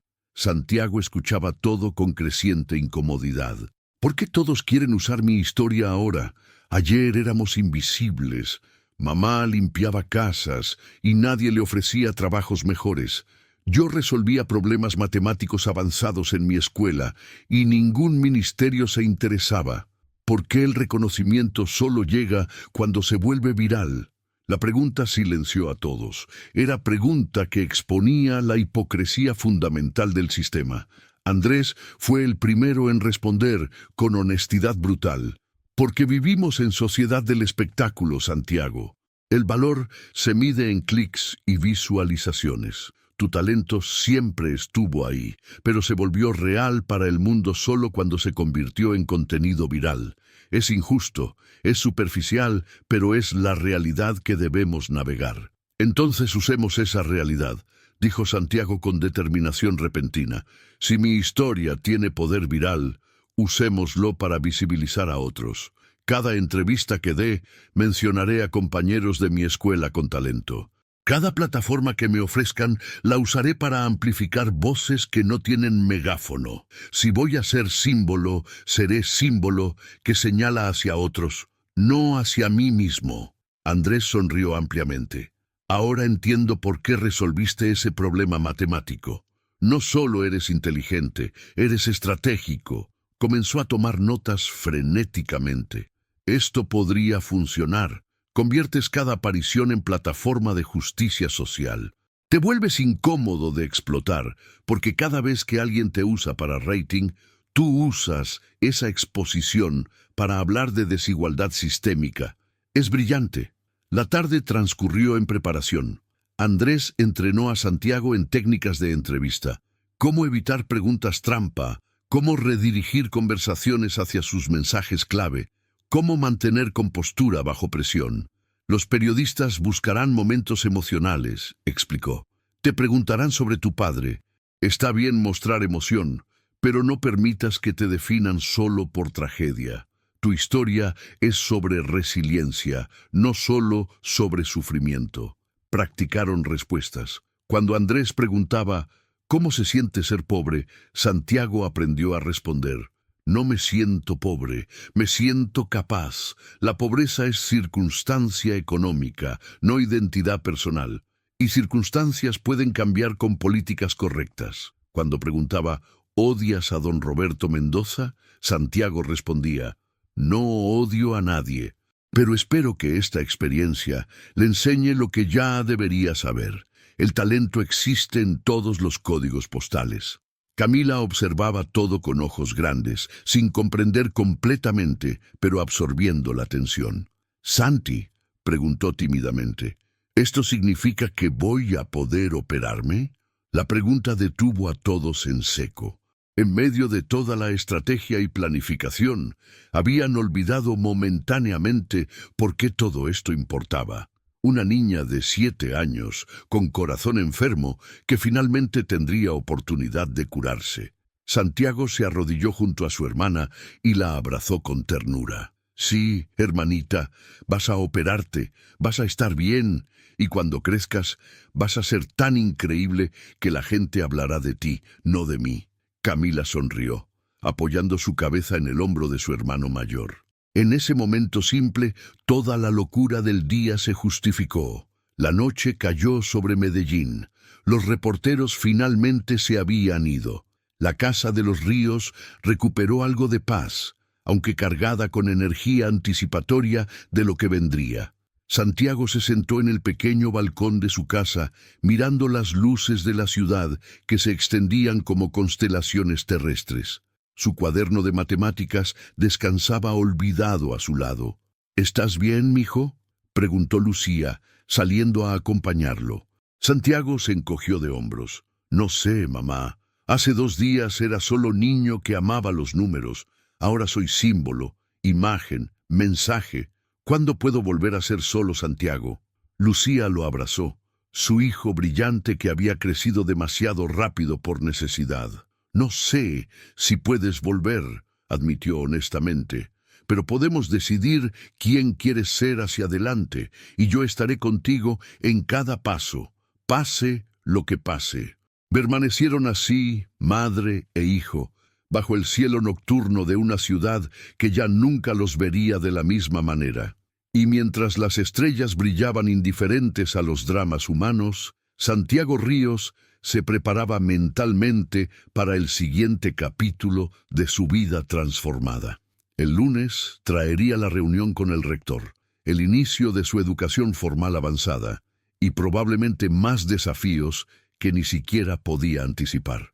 Pero por ahora, en la quietud temporal de la noche, era simplemente un niño de 11 años que había resuelto un problema matemático y accidentalmente había desafiado todo un sistema. Y el sistema, como descubriría pronto, no siempre reacciona bien cuando es desafiado. Capítulo 6. Las puertas que se abren y las que se cierran. El lunes amaneció con lluvia suave sobre Medellín. Esa lluvia persistente que convierte las calles en espejos y hace que la ciudad huela a tierra mojada y esperanza. Santiago se despertó con mariposas en el estómago. Hoy conocería la Universidad Nacional, el rector, su futuro. Se vistió con su única camisa formal, heredada de un primo mayor que le quedaba ligeramente grande en los hombros. Lucía había pasado la noche casi sin dormir, planchando y replanchando esa camisa hasta que no quedara ni una arruga visible. «Tienes que verte presentable», repetía obsesivamente, como si la perfección en la ropa pudiera compensar años de pobreza visible. Doña Carmen había llegado temprano para ayudar, trayendo un pantalón azul oscuro que su nieto ya no usaba. «Es de buena marca», insistió, «para que te vean como el joven serio que eres». El taxi que lo recogió fue cortesía de don Roberto Mendoza, parte de su extraño proceso de redención. El conductor, un hombre mayor con bigote gris, reconoció a Santiago inmediatamente. «¿Usted es el niño matemático? Vi su video. Mi nieto también es bueno con números, pero su escuela no tiene recursos para apoyarlo. Cree que ese programa del que hablan podría ayudarlo». Era la 5ª persona en 2 días que le hacía pregunta similar. Santiago estaba comenzando a comprender el peso de las expectativas que cargaba. No era solo su futuro el que estaba en juego, sino el de miles de niños cuyos rostros nunca vería, pero cuyas historias eran dolorosamente similares a la suya. «Voy a intentar que ayude a todos los que pueda», respondió Santiago con sinceridad. El conductor sonrió con ojos húmedos en el espejo retrovisor. Usted es bendición, muchacho. No lo olvide cuando esté arriba. La Universidad Nacional Sede Medellín era imponente. Edificios de ladrillo y concreto que hablaban de conocimiento acumulado durante generaciones, jardines amplios donde estudiantes con mochilas y libros caminaban con propósito. Santiago sintió simultáneamente pertenencia y alienación. Este era el mundo al que había soñado pertenecer, pero también mundo que históricamente había excluido a gente como él. Andrés Solarte los esperaba en la entrada principal, acompañado de 2 personas más. Santiago, Lucía, quiero presentarles a la doctora Elena Vargas, abogada especializada en propiedad intelectual, y al señor Fernando Rojas, contador público. Ambos profesionales saludaron cordialmente. Están aquí para asegurar que cualquier acuerdo que firmen hoy proteja sus intereses, explicó Andrés. No van a entrar a esta reunión vulnerables. La consideración hizo que Lucía se emocionara. Toda su vida había firmado contratos de trabajo sin leerlos completamente, aceptando términos que la explotaban porque no tenía poder de negociación ni entendimiento legal. Ahora, por primera vez, tenía equipo de profesionales protegiéndola. Gracias, susurró, incapaz de articular la magnitud de su gratitud. El rector Carlos Medina lo recibió en su oficina, espacio ecléctico lleno de libros, diplomas en las paredes y, sorprendentemente, juguetes matemáticos sobre su escritorio. Cubos de Rubik, rompecabezas topológicos, fractales de madera. Colecciono estos, explicó notando la mirada fascinada de Santiago. Me recuerdan que las matemáticas no son solo trabajo, son juego, son arte, son belleza. Con ellos estaba la profesora Mariana Quintero, directora del Departamento de Matemáticas, mujer de unos 50 años con lentes de montura roja y energía contagiosa. Santiago, dijo estrechando su mano con firmeza que lo hizo sentir adulto. Revisé tu solución al problema de optimización de rutas. No solo es correcta, es elegante. Hay diferencia entre resolver problema y resolverlo bellamente. Tú hiciste lo segundo. La reunión comenzó formalmente. El rector explicó el programa propuesto. Santiago estudiaría currículo avanzado diseñado específicamente para estudiantes excepcionales, combinando educación secundaria acelerada con cursos universitarios de matemáticas. Tendría mentores especializados, acceso completo a biblioteca y recursos tecnológicos, y estipendio mensual de 1 millón de pesos para su familia. Pero, continuó el rector con expresión seria, no será fácil, Santiago. El programa es riguroso. Estarás estudiando con personas mayores que tú, algunos con doctorados. No habrá concesiones por tu edad. ¿Estás preparado para ese nivel de exigencia? Santiago no dudó. Estoy preparado. Los números no discriminan por edad. O entiendes los conceptos o no los entiendes. Y yo los entiendo. Su confianza no era arrogancia. Era simple declaración de hecho, dicha con la certeza de quien conoce sus propias capacidades. La profesora Quintero sonrió. Me gusta tu actitud, pero permíteme advertirte sobre algo que nadie más mencionará. No todos en la universidad van a recibirte con brazos abiertos. Algunos profesores se sentirán amenazados por niño que sabe más que sus estudiantes regulares. Algunos estudiantes te resentirán por obtener oportunidades que ellos no tuvieron, y siempre habrá quienes atribuyan tu éxito no a tu talento, sino a simpatía por tu historia de pobreza. Las palabras fueron duras pero necesarias. Lucía apretó la mano de su hijo bajo la mesa. Santiago asintió lentamente. Entiendo, tendré que demostrar mi valor constantemente, pero eso no es nuevo. He estado haciéndolo toda mi vida. Solo que ahora el escenario es diferente. La abogada Elena intervino entonces, revisando los documentos del acuerdo. Todo parece en orden. La beca es integral, los términos son justos y hay cláusulas de protección para Santiago. Sin embargo, recomiendo agregar algo: derechos sobre cualquier trabajo intelectual que Santiago produzca durante sus estudios. Necesitamos asegurar que lo que ocurrió con don Roberto Mendoza no se repita institucionalmente. El rector frunció el ceño. No es práctica estándar. Generalmente, investigaciones producidas en contexto universitario pertenecen parcialmente a la institución. Pero la abogada lo interrumpió cortésmente pero firme. Con todo respeto, rector, Santiago no es estudiante estándar en situación estándar. Su trabajo tiene valor comercial demostrado. Necesitamos protocolos claros sobre propiedad intelectual, distribución de beneficios si sus investigaciones se comercializan, y su derecho a vetar usos con los que no esté de acuerdo éticamente. Se produjo tensión momentánea. El rector intercambió miradas con la profesora Quintero. Finalmente, suspiró. Tienen razón. Modificaremos el acuerdo para incluir esas protecciones. Santiago, aprecio que vengas con representación que vela por tus intereses. Demuestra madurez. Pasaron la siguiente hora negociando detalles. El contador Fernando revisó aspectos financieros, asegurando que el estipendio fuera suficiente y que hubiera fondos adicionales para emergencias médicas, específicamente la cirugía de Camila. Andrés insistió en cláusulas sobre manejo de imagen pública, limitando cómo la universidad podía usar la historia de Santiago en sus materiales promocionales. Cuando finalmente firmaron los documentos, Lucía lloraba silenciosamente. No eran lágrimas de tristeza, sino de alivio abrumador.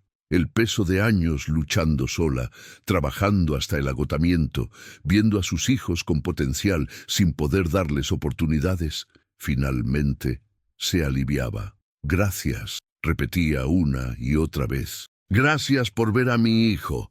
Nosotros deberíamos agradecer, respondió la profesora Quintero con sinceridad.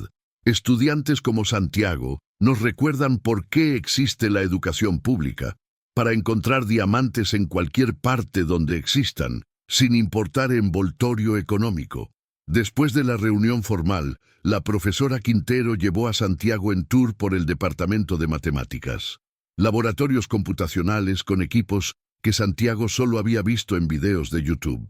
Pizarras llenas de ecuaciones que reconoció y otras que aún no comprendía, pero ansiaba aprender. Biblioteca con miles de libros de matemáticas, algunos tan antiguos que sus páginas amarillentas olían a historia. «Este será tu segundo hogar», dijo la profesora, observando cómo los ojos de Santiago brillaban al recorrer los títulos en los estantes. «Pero recuerda, Santiago, las matemáticas son herramienta, no fin. Lo que importa es qué construyes con esa herramienta. ¿Construirás puentes o muros? ¿Soluciones que benefician a pocos o muchos? Tu talento te da poder, pero tu carácter determinará cómo usas ese poder». Estaban en la biblioteca cuando el teléfono de Andrés sonó insistentemente. Contestó, y su expresión cambió dramáticamente de tranquila a alarmada.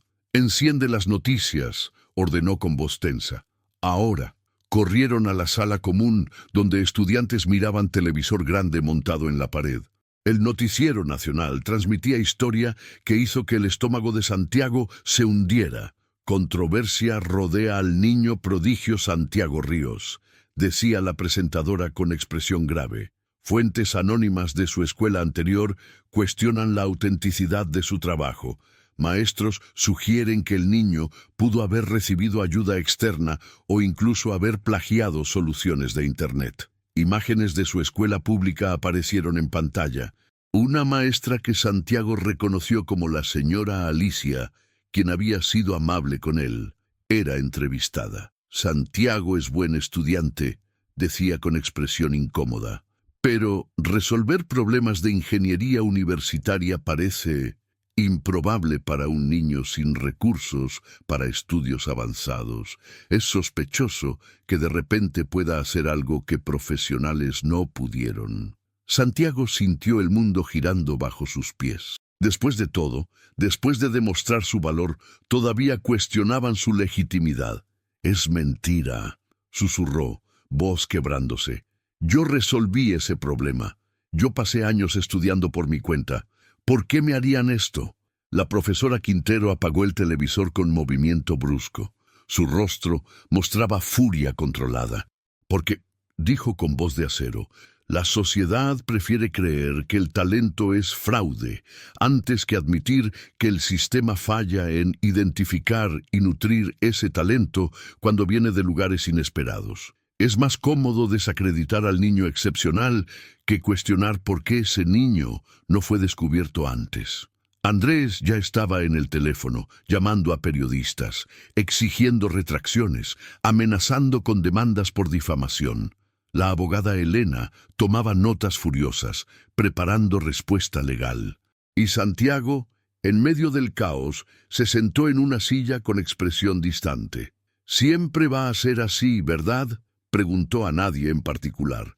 «Sin importar que logre, siempre habrá gente que crea que no lo merezco, que lo obtuve por lástima, por fraude, por cualquier razón excepto por mi propio mérito». Lucía se arrodilló frente a su hijo, tomando su rostro entre sus manos trabajadas. «Escúchame bien, Santiago Ríos. Yo te vi estudiar con velas cuando se iba la luz. Te vi llenar cuadernos con ecuaciones que yo no entendía. Te vi ayudar a tus compañeros con tareas mientras resolvías problemas universitarios como si fueran juegos. Yo sé la verdad, y la verdad siempre sale a la luz». El rector Medina, quien había seguido al grupo a la sala común, se aclaró la garganta. «Santiago, la universidad realizará evaluación independiente de tus capacidades. Matemáticos externos, sin conflicto de interés, te pondrán a prueba.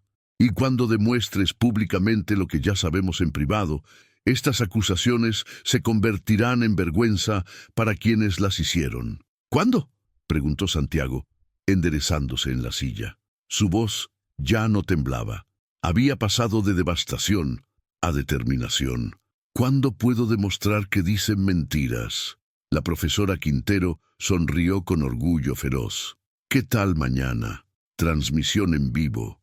Examen público de matemáticas, nivel universitario avanzado, observado por panel de expertos nacionales e internacionales.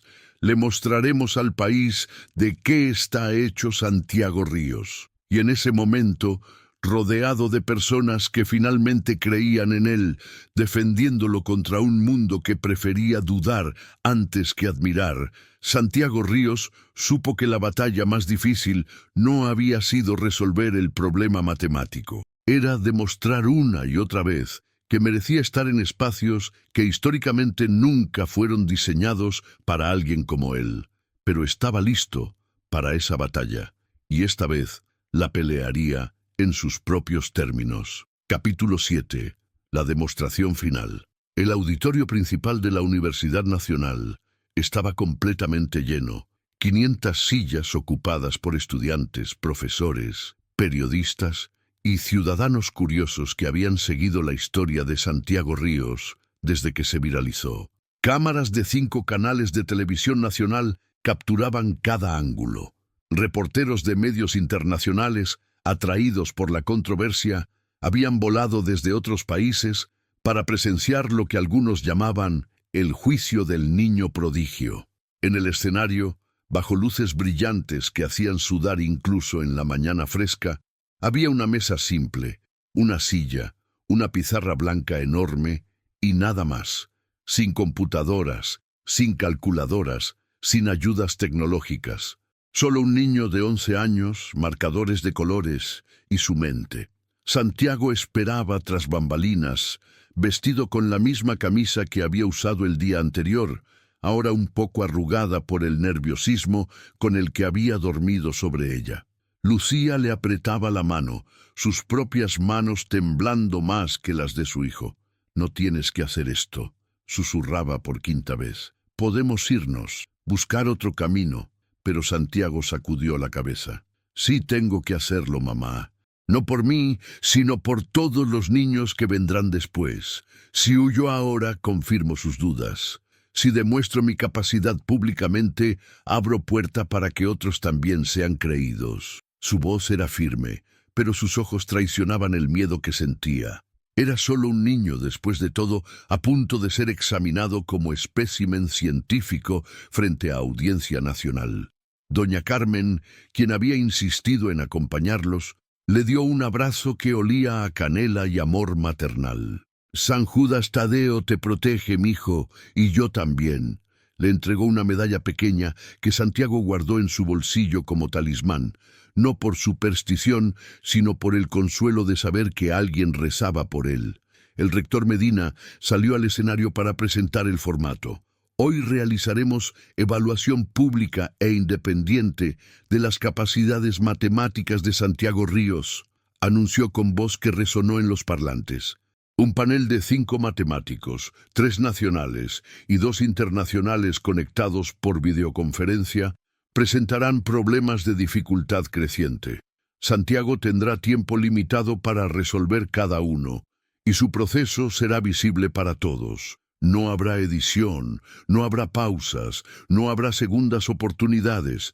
Esto es evaluación en tiempo real de un talento que ha sido cuestionado injustamente.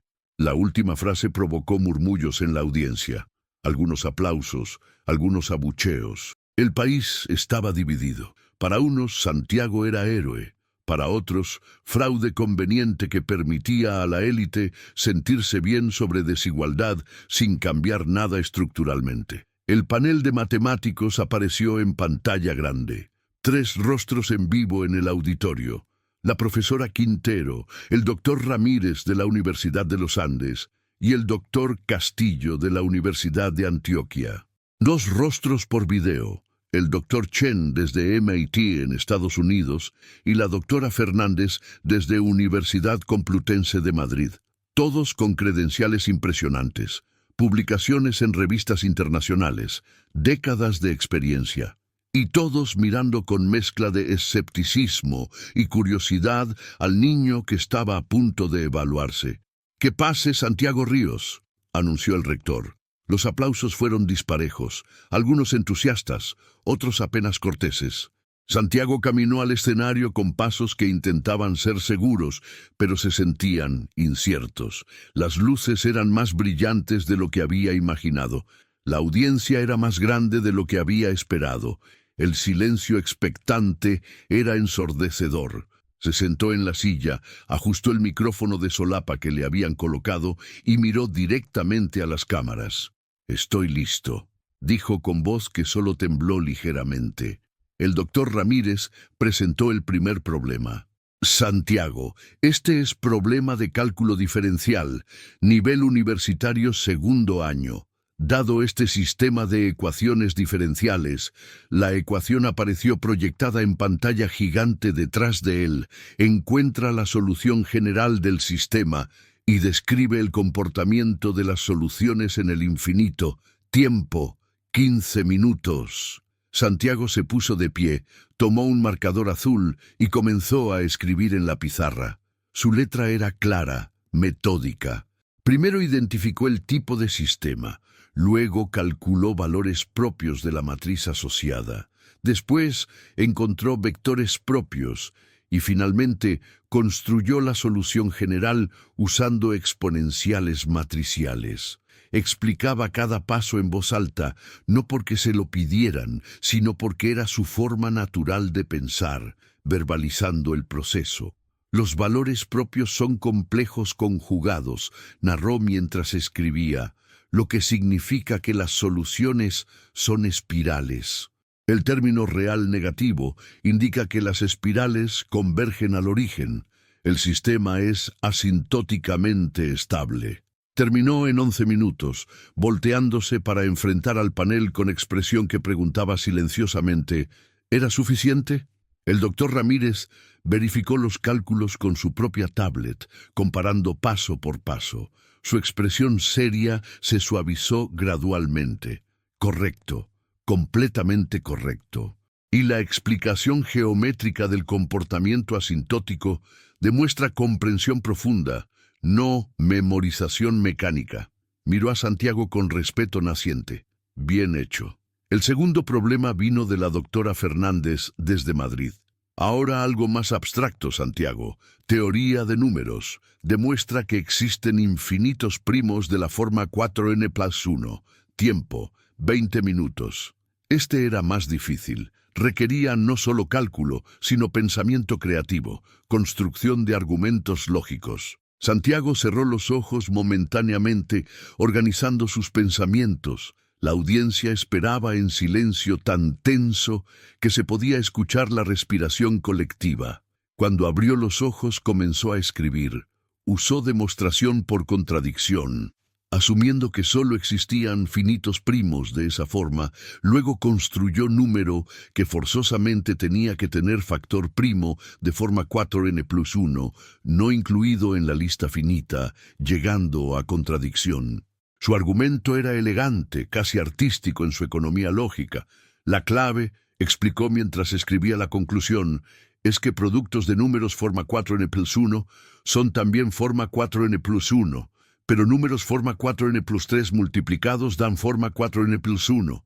Entonces, si nuestro número construido es forma 4n+1 y no puede tener solo factores 4n+3, debe tener factor 4n+1 que no estaba en nuestra lista original. Contradicción. Por tanto, hay infinitos primos 4n+1. La doctora Fernández aplaudió desde su pantalla en Madrid. ¡Excelente! Usaste esencialmente la misma estrategia que la demostración clásica de Euler. Para un niño de 11 años, esto es extraordinario. Los problemas continuaron, cada uno más complejo que el anterior. Teoría de grafos, topología básica, álgebra abstracta, probabilidad avanzada. Santiago los enfrentaba uno por uno, a veces rápidamente, otras veces tomándose el tiempo completo permitido, pero siempre llegando a respuestas correctas con razonamientos sólidos. En la audiencia, la atmósfera había cambiado. Los escépticos iniciales ahora miraban con asombro creciente. Periodistas tecleaban frenéticamente en sus laptops, actualizando sus historias en tiempo real. Estudiantes universitarios de matemáticas grababan con sus teléfonos, susurrando entre ellos sobre la complejidad de los problemas que este niño resolvía con aparente facilidad. Lucía lloraba silenciosamente en primera fila, no de tristeza, sino de orgullo abrumador mezclado con alivio. Doña Carmen rezaba en voz baja, sus labios moviéndose en oraciones silenciosas de agradecimiento. Y en una esquina del auditorio, observando discretamente, estaba don Roberto Mendoza, quien había venido sin anunciarse, con expresión que mezclaba vergüenza, admiración y algo parecido a redención. Después de 2 horas de examen continuo, el doctor Chen, desde MIT, presentó el problema final. Santiago, este último es problema de investigación activa, no tiene solución conocida publicada. No esperamos que lo resuelvas completamente, pero queremos ver tu enfoque, tu metodología, cómo atacas problema abierto. Aquí está. Encuentra cota superior mejorada para el número cromático de grafos aleatorios con densidad dada. Tiempo, 30 minutos. Y recuerda, no hay respuesta correcta definitiva. Solo queremos ver cómo piensas. Santiago miró el problema proyectado en la pantalla. Este era diferente. No había algoritmo memorizado que aplicar. No había técnica estándar que garantizara solución. Era verdadera investigación matemática, el tipo de problema que PhD dedican años a estudiar. Comenzó escribiendo lo que sabía. Definiciones básicas, casos conocidos, cotas existentes en literatura que había leído. Luego comenzó a explorar. Intentó un enfoque, llegó a callejón sin salida. Lo abandonó. Probó otra estrategia, encontró promesa parcial, la desarrolló. La pizarra se llenó de ecuaciones, diagramas, intentos fallidos que tachaba honestamente antes de comenzar nuevos caminos. Creo, dijo finalmente después de 25 minutos de trabajo intenso, que se podría mejorar la cota usando argumento probabilístico modificado que considere no solo existencia de coloración válida, sino distribución de coloraciones bajo ciertas restricciones. No tengo demostración completa, pero la idea sería esta.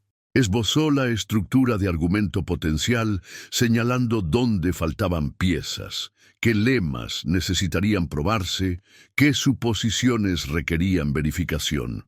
Cuando terminó, el doctor Chen estaba sonriendo ampliamente desde su pantalla. Santiago, lo que acabas de describir es esencialmente la dirección que nuestro grupo de investigación en MIT está explorando actualmente. Tu intuición es correcta. La idea de considerar distribuciones de coloraciones bajo restricciones es prometedora. No esperaba que un estudiante, mucho menos alguien de tu edad, identificara ese enfoque independientemente. Esto no es solo talento, es verdadera intuición matemática de investigador. El auditorio estalló en aplausos. No los aplausos educados y obligatorios del comienzo, sino ovación genuina de pie. Estudiantes gritaban, profesores asentían con respeto, periodistas capturaban el momento que sabían sería portada nacional. Santiago, agotado física y emocionalmente, se permitió sonreír. No con arrogancia, sino con alivio puro. Había demostrado lo que necesitaba demostrar. No que era perfecto o infalible, sino que era genuino, que su talento era real, ganado con años de estudio solitario, alimentado por curiosidad insaciable y amor puro por las matemáticas. La profesora Quintero tomó el micrófono. Creo que podemos concluir definitivamente que las acusaciones de fraude contra Santiago Ríos eran infundadas y francamente insultantes. Lo que hemos presenciado hoy no puede falsificarse ni plagiarse. Es comprensión profunda, intuición genuina y trabajo duro hecho visible. Santiago se volteó hacia él directamente. Es honor tener estudiante como tú en nuestra universidad. El rector Medina subió al escenario y extendió su mano a Santiago. Cuando el niño la estrechó, el rector lo atrajo para abrazo breve pero significativo. Acabas de cambiar lo que esta universidad cree posible, susurró suficientemente alto para que los micrófonos lo captaran. Gracias por recordarnos que nuestro trabajo es encontrar y nutrir talento donde quiera que exista. Las entrevistas que siguieron fueron caóticas pero positivas. Reporteros que habían sido escépticos ahora pedían disculpas. Medios que habían publicado las acusaciones originales ahora publicaban retractaciones. Y en redes sociales, el hashtag #SomosTodosSantiago se volvió trending nacional, con miles de personas compartiendo historias de talento ignorado, potencial desperdiciado, genios que nunca tuvieron oportunidad de brillar. Pero para Santiago, el momento más significativo llegó después, cuando las cámaras se habían apagado y la multitud se había dispersado. Don Roberto Mendoza se acercó con pasos inciertos, como hombre caminando hacia juicio que sabía merecer. Santiago, comenzó con voz ronca, vi toda la demostración y finalmente entiendo la magnitud de mi error original. No solo subestimé tu inteligencia, subestimé tu humanidad, tu dignidad, tu valor como persona. Ofrecí dinero cuando debí ofrecer respeto, y por eso, más que por el intento de explotarte comercialmente, pido perdón. Santiago lo miró largamente. Parte de él quería mantener resentimiento, guardar rencor justificado. Pero otra parte, la parte formada por madre que enseñaba perdón, por hermana que enseñaba amor incondicional, por números que enseñaban que soluciones existen incluso para problemas complejos, esa parte quería algo diferente. Acepto su disculpa, dijo Santiago finalmente, pero con condición. Use su poder, su dinero, su influencia para asegurar que otros niños como yo no tengan que demostrar públicamente su valor para ser creídos. Cambié el sistema que hace que talento solo sea visible cuando se vuelve viral. Ese sería verdadero perdón en acción. Don Roberto asintió, ojos húmedos. Lo haré. Te doy mi palabra. Y esta vez mantendré esa palabra no por obligación social, sino por convicción genuina. Extendió su mano. Santiago la estrechó. No era reconciliación completa, pero era comienzo. Esa noche, la familia Ríos cenó en su pequeña casa del barrio popular con doña Carmen y Andrés Solarte, invitados de honor. Comieron sancocho preparado por Lucía, el mismo sancocho que habían comido cientos de veces antes, pero que ahora sabía diferente. Sabía a victoria, a dignidad recuperada, a futuro que finalmente parecía luminoso.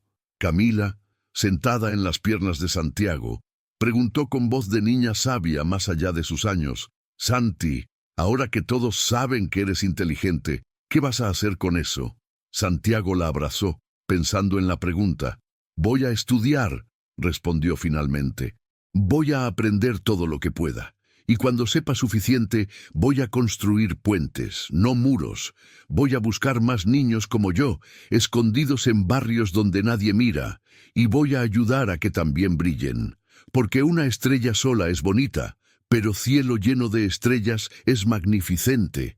Y en ese momento, rodeado de familia elegida y familia de sangre, Santiago Ríos comprendió que su historia nunca había sido sobre demostrar que era especial. Era sobre demostrar que todos podrían ser especiales si se les diera oportunidad.